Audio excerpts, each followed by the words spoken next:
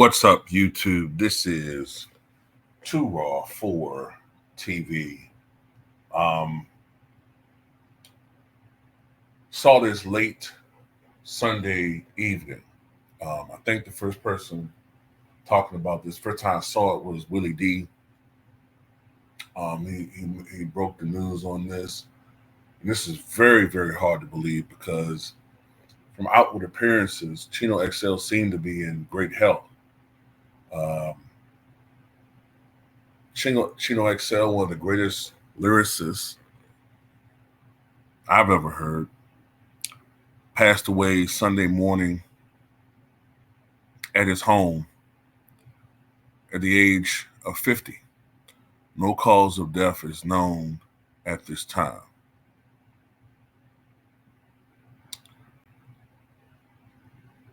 And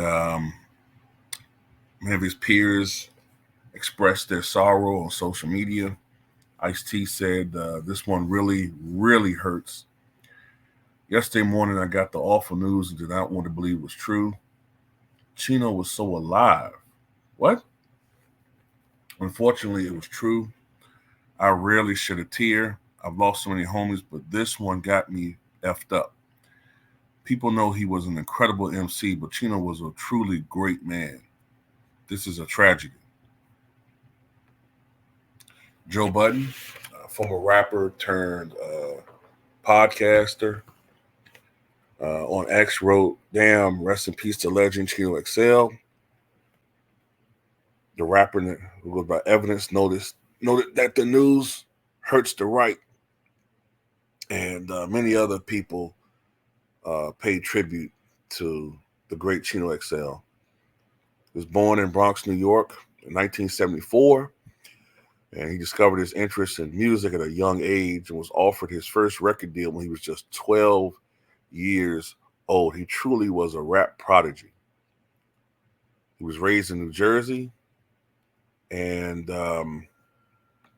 he often credited his coming of age during hip-hop's formative years as a factor to his success. And he wanted to sign with Rick Rubin's American Recordings record label when he was just 16 years old, and soon formed a rap duo, Art of Origin, with producer Chaos. They released only 2 singles before splitting up, at which point Chino pursued a solo career. His debut album, Here to Save You All, arrived in 1996 to critical acclaim. The next 20 years would see him release several more albums, including 2001's I Told You So, 2005's Poison Pen, and 2012's Reconstruction, The Black Rosary. Among his biggest hits were the tracks Creep, No Complex, Psychology 101, and The Anthem. He also had a little bit of career in acting. He dabbled in acting, small roles in The Young and the Restless, Reno 911, and CSI Miami. And he also appeared in the 2003 rom-com Alex and Emma. I remember Chino XL, the first time I heard about him was back in 1996. It was shortly before Tupac lost his life. I remember hearing about them having a beef. And at that time, I erroneously thought Chino XL was a West Coast rapper. But I was listening to his diss on Tupac, you know what I'm saying? Back then where we had to the only time, I remember back then, we didn't have social media, you know what I'm saying? We didn't, only thing we had was rap magazines.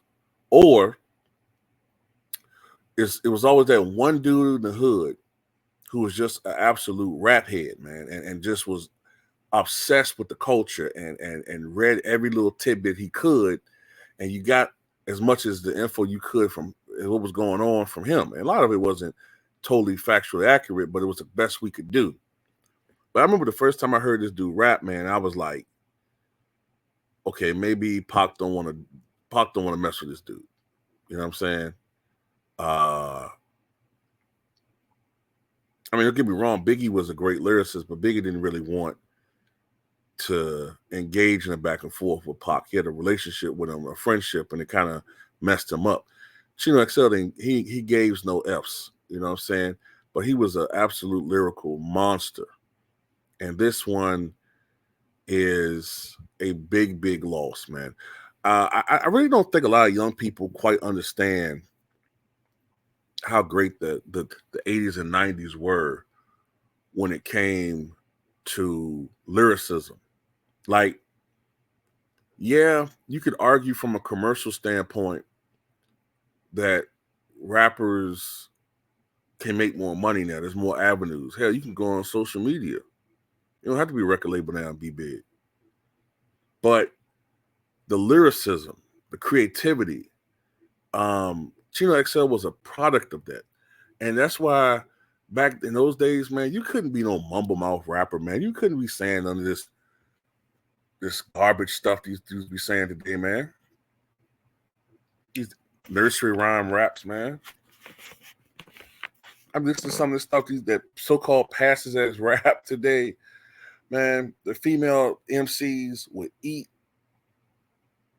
Sexy Red and Spice to they were eating like a gator eating a goddamn deer, or antelope, I should say, not deer. They would eat it like a gator eating an antelope. That's what they would do to them lyrically, man. But, you know, it's not about lyricism, man. It's about, you know, if you're a male rapper glorifying violence and you know, displaying absolutely lethal levels of self-hatred. And if you're a female rapper, you don't got to even say anything that's witty. You don't got to say nothing witty. You'll have someone ghostwriting for you.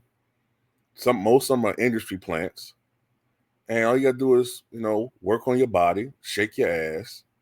And that's the money machine. You know what I'm saying? But anyway, man, rest in peace to Chino XL.